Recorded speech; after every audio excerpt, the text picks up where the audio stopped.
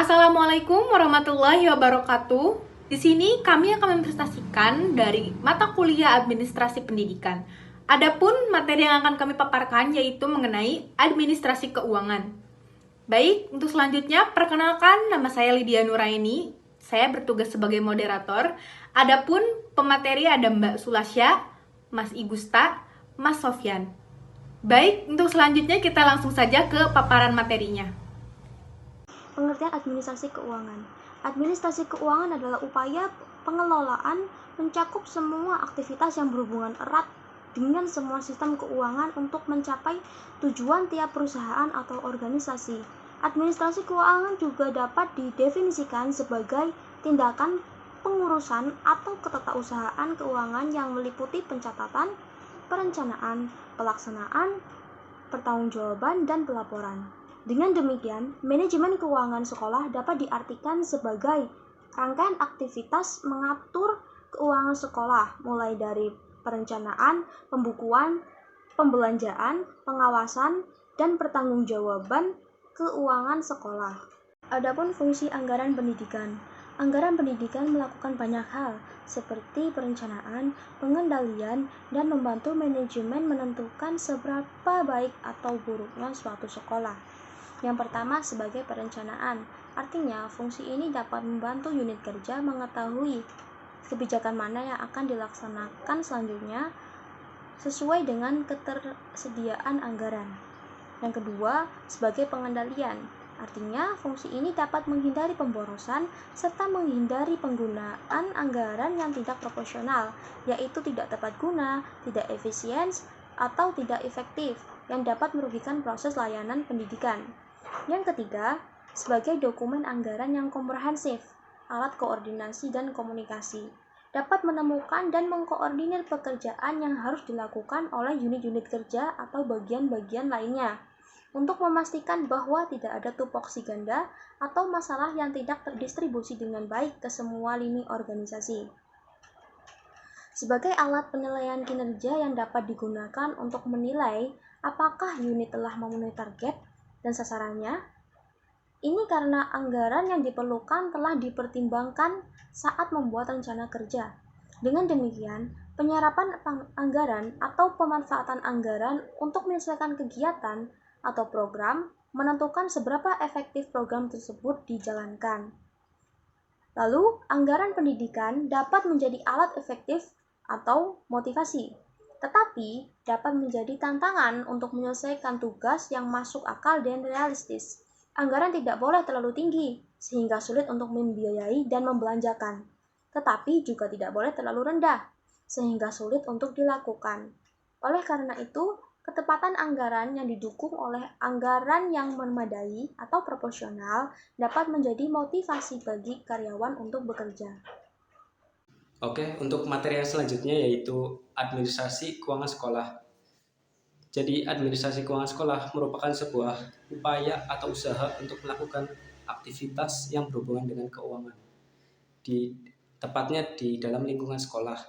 Nah, tujuannya untuk menurunkan jumlah uang yang digunakan oleh sekolah, meningkatkan transparansi dan akuntabilitas keuangan, serta mengurangi jumlah uang yang digunakan secara tidak tepat.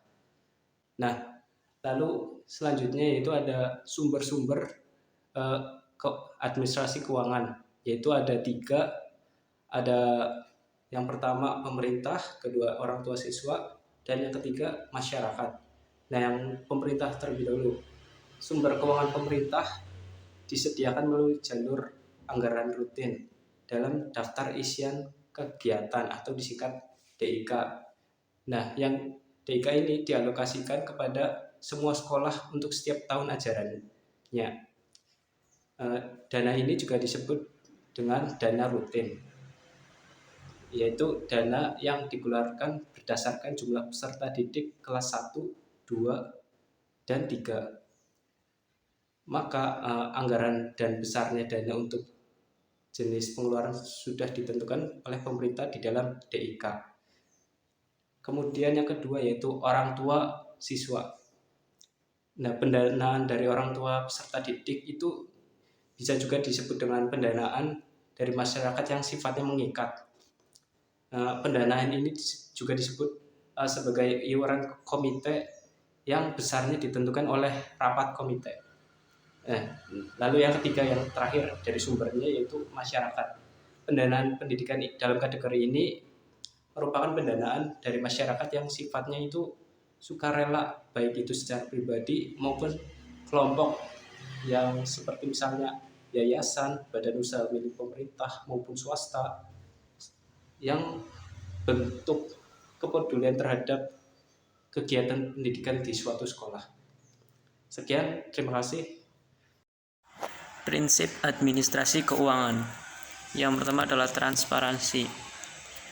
Transparansi berarti rincian sumber, penggunaan dan pertanggungjawabannya dilakukan secara transparan, di mana ada kejelasan mengenai penggunaan dan pemasukan dan pengeluaran dari uang di suatu lembaga pendidikan.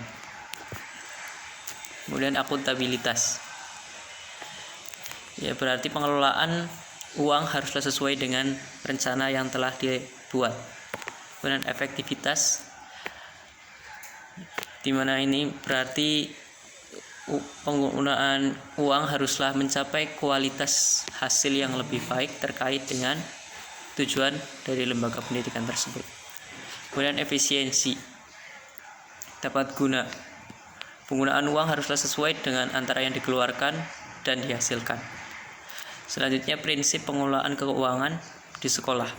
Yang pertama adalah hemat, kedua terarah sesuai dengan rencana, dan ketiga keharusan penggunaan kemampuan.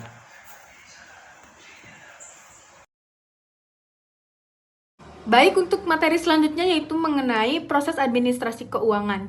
Nah, proses administrasi keuangan di sekolah ini memiliki 3 tahapan, yaitu ada tahap perencanaan, penggunaan, dan juga pertanggungjawaban. Nah, dalam tahap perencanaan ini adalah suatu proses untuk menentukan apa sih yang harus dilakukan oleh sekolah dengan cara memanfaatkan berbagai pilihan dan juga sumber daya yang tersedia di sekolah itu sendiri. Nah, biasanya perencanaan administrasi keuangan di sekolah ini disebut dengan rencana anggaran pendapatan dan belanja sekolah. Nah, pada dasarnya ini rencana ini tuh membahas tentang bermacam-macam program dan juga kegiatan yang akan dilakukan oleh sekolah selama 1 tahun atau beberapa waktu ke depan. Nah, seperti anggaran untuk membayar program tersebutnya itu berapanya dibahas di dalam rencana anggaran pendapatan dan belanja sekolah tersebut. Nah, penyusunan rencana anggaran pendapatan belanja sekolah ini tuh dapat dilaksanakan dengan beberapa tahap, yaitu ada tahap penetapan tujuan. Nah, tahap penetapan tujuan ini tuh adalah suatu proses untuk yang isinya tuh keharusan dalam penyusunan anggaran yang efektif. Nah, adapun tahap selanjutnya yaitu tahap penjabaran tujuan. Nah, dalam penjabaran tujuan ini tuh ke dalam program untuk pendidikan itu sendiri. Kemudian ada tahap penentuan sumber daya manusia dan juga materi yang berimplementasikan program-program pendidikan yang akan ditetapkan. Kemudian selanjutnya yaitu ada proses penggunaan. Nah, dalam proses penggunaan keuangan sekolah ini harus dinyatakan bahwa ada otorisator, ordonator, dan juga ada pembendaharaan. Nah, ketiga-tiganya ini tuh harus memiliki tugas dan fungsi yang berbeda-beda ya tugasnya. Nah, adapun otorisasi ini tuh bertugas untuk kayak menjabat yang diberi wewenang untuk melakukan tindakan yang menyebabkan penerimaan atau pengeluaran uang. Nah, sementara ada ordonator nih. Ordonator ini tuh adalah pejabatnya yang berwenang untuk melakukan pengujian dan juga meminta pembayaran atas segala tindakan yang dilakukan berdasarkan otorisasi yang telah ditetapkan. Nah, adapun bendaharawan. Nah, bendaharawan ini tuh di sini adalah orang atau pejabat yang berwenang menerima dan juga mengeluarkan uang atau surat-surat berharga lainnya yang dapat dinilai dengan uang. Nah, bendaharawan ini tuh diwajibkan untuk melakukan perhitungan, dan juga pertanggungjawaban. Nah, dalam penggunaan uang ini tuh harus sesuai dengan alokasi anggaran yang sudah ditetapkan, jadi sesuai dengan aturan yang telah ditetapkan sebelumnya. Oleh karena itu, pembukuan dan juga pengaturan penggunaan uang tidak boleh dilakukan oleh orang lain. Nah, semua orang harus melakukannya dengan cara yang tepat. Nah, kemudian ada pun proses pertanggungjawaban. Nah, dalam proses pertanggungjawaban ini dapat diberikan kepada pimpinan, sumber dana, anggota staf sekolah, atau untuk kepentingan atau semua pihak-pihak yang terkait dalam pendanaan tersebut. Nah, hal ini tuh harus dilakukan karena keuangan adalah suatu hal yang sangat sensitif. Nah, ketidakjelasan dalam laporan pertanggungjawaban ini tuh nantinya akan membuat kepala sekolah merasa lebih buruk tentang bagaimana mengelola keuangan sekolah dengan benar. Nah, pengumpulan dan juga pengeluaran sekolah harus dilaporkan dan dipertanggungjawabkan secara berkala. Nah, sesuai dengan undang-undang. Nah, kemudian untuk anggaran yang berasal dari usaha mandiri sekolah dan pelaporan dan pertanggungjawabannya anggarannya tersebut itu yang berasal dari orang tua, siswa, dan masyarakat dilakukan secara rinci dan transparan sesuai dengan sumber dananya. Baik, untuk materi selanjutnya yaitu mengenai peran guru dalam administrasi keuangan sekolah. Nah, peran-peran guru ini yang pertama ada membuat laporan data usulan pembayaran gaji atau rapel ke pemerintah kota. Kemudian adapun peran guru harus membuat pembukuan penerimaan dan juga penggunaan dana pembangunan. Adapun juga peran guru itu harus menyusun laporan dan pembangunan pada akhir tahun anggaran. Kemudian peran guru menyusun laporan proyek anggaran, pendapatan bantuan sekolah. Kemudian adapun peran guru itu harus menyusun laporan triwulan dana bantuan operasional sekolah atau biasa kita singkat BOS. Nah, kemudian guru juga harus mengelola pajak, PPN, dan juga PPh uang jaminan. Adapun peran guru juga harus mengelola pembagian gaji ataupun rapel, dan yang terakhir peran guru itu harus mencatat dan juga mengarsipkan kebijakan keuangan dari sekolah. Baik, karena materi sudah dipaparkan, saya cukupkan presentasi pada kesempatan kali ini. Terima kasih atas semua perhatiannya. Mohon maaf atas segala kekurangannya. Wassalamualaikum warahmatullahi wabarakatuh.